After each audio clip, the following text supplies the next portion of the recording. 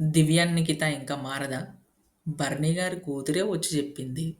Commanding చేయకండి please request అని చెప్పింది. అయినా గానీ వాళ్ళ కూతురు వెళ్ళిపోయిన తర్వాత మళ్ళీ ఎపిసోడ్‌లో సేమ్ అదే కమాండింగ్, సేమ్ అదే గొడవలు. బర్నీ గారైతే తనూజాకి, మళ్ళీ దివ్యకి ఇద్దరి మధ్యలో నలిగిపోతున్నాడని చెప్పొచ్చు మళ్ళీ. సింపుల్ ఒకటే గొడవ.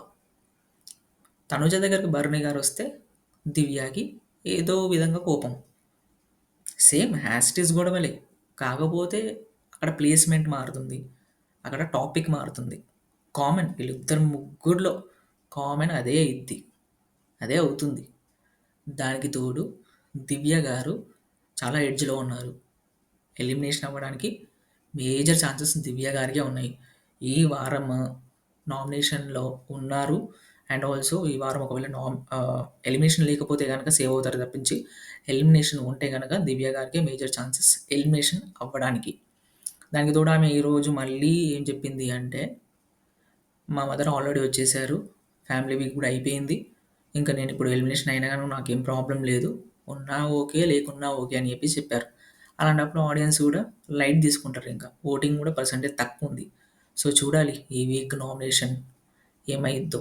ఎలిమినేషన్ ఉంటే దివ్య గారు మేజర్ ఛాన్సెస్ ఎలిమినేట్ అవ్వడానికి. సో చూద్దాం ఏమైద్దో. రేపటి టాస్క్ గురించి రేపేమైనా టాస్క్ ఉంటదేమో చూడాలి మరి. ఎందుకంటే రేపు ఎమాన్యుయల్ ఒకటే కదా ఫ్యామిలీ ఎంట్రీ. టాస్క్ ఏమైనా పెడుతుండొచ్చు రేపు. టాస్క్ పెట్టేసి క్యాప్టెన్ కూడా మళ్ళీ ఎన్నుకుంటారు కదా ఎట్లయినా రేపు. సో దానికోసం చూడాలి.